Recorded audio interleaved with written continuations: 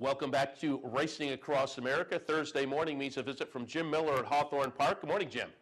Morning, Seth. How are you today? Very good. Happy to have you on board and give folks some thoughts about Hawthorne for Thursday afternoon. If folks are playing today, what's your weather look like?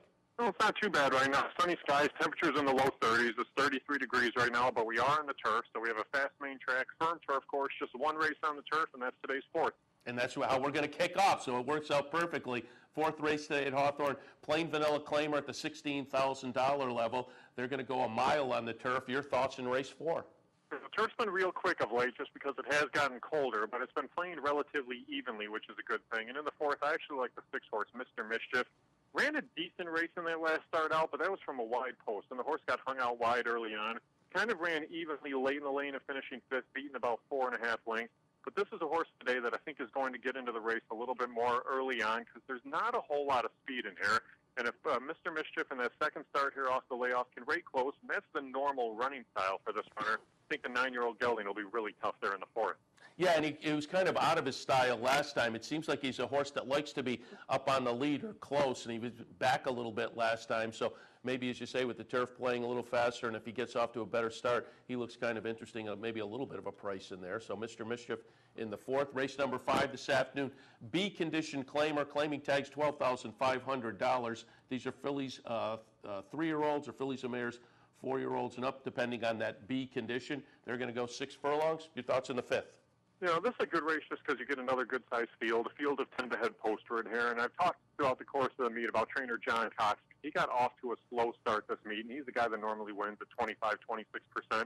Horses are starting to run well now for their second and third start out. And he's got the 3-horse Sparkling Ruler in here. And this was a horse that improved in that last start, was running on late, finished second, beaten only ahead in that race. But you're shortening up a 16th of a mile today, or excuse me, extending a 16th of a mile today.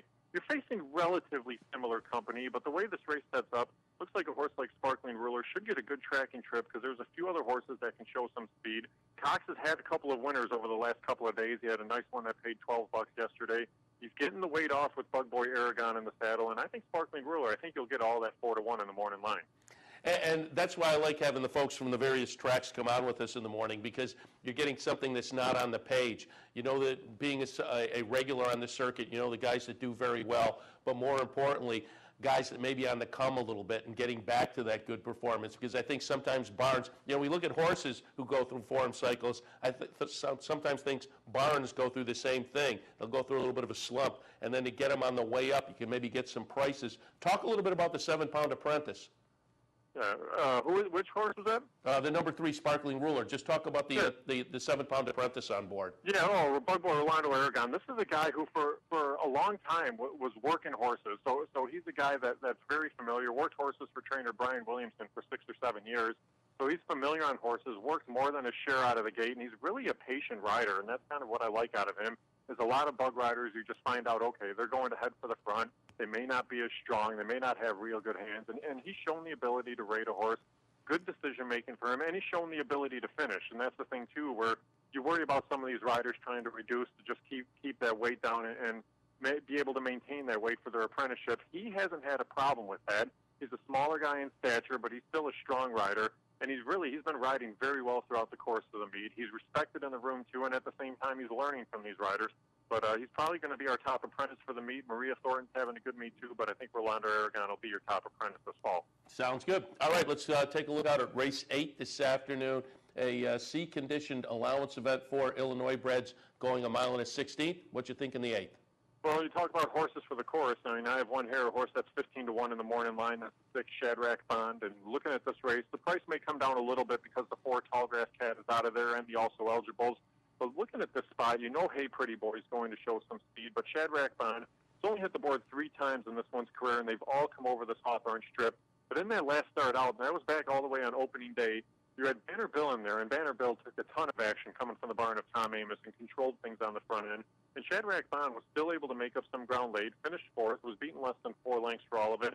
And then after that, a little bit of time off, but the works have been consistent, a couple of decent drills in there, and the way this race sets up, Hey Pretty Boy is definitely going to show some speed, but I don't think Silver Prince will be too far back either in the spot. And then you get Super 23 near the outside, who can also press the pace. So a horse like Shadrach Bond should be able to settle in early on, should come charging late, and you're getting the guy who's a clear leader for the riding standings right now in Manny Esquivel. I like Shadrach Bond in the 8th. Yeah, as you were talking, I was looking at the numbers for Esquivel, and we're familiar with him because he was in New York here for a while. But boy, he's putting up some big numbers there percentage-wise out at Hawthorne.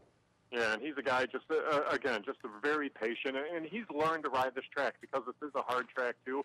A lot of guys will lose a lot of ground in the turn, but you have a full quarter of a mile stretch there, and that's something that he's changed this meet. He stays inside, saves ground through the turn, and then kind of makes his move after that. But this is a guy that Manny Esquivel I expect to be really, really good, and just a good up-and-coming rider. I think he'll be able to make it on whatever circuit he chooses to ride.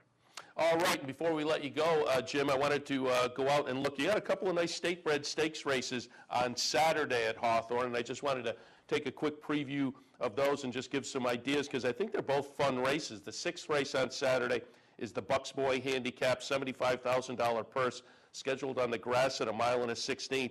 Chris Block with Sweet Luca, I think, is interesting, coming out of an optional claiming win on the 25th of October here. Copus cross-entered, but if that one chooses to go for Jimmy DeVito, looks kind of interesting. Super Soldier comes out of a couple of nice buyer figure races. Most recently, it has some early speed, but most intriguing to me, Coalport, Illinois bred, owned by Ken and Sarah Ramsey, trained by Mike Maker, who bounces around and faces Open Company very successfully. I think Coalport, very, very intriguing in the Bucks Boy. Again, we're a couple of days out, but what are your early thoughts? Yeah, the thing about Coalport that really helps this one, especially in Bucks Boy, is this is the first year for a while. It's not going to pizza in and not going to. It's a very big sport. Down here, run some really good races.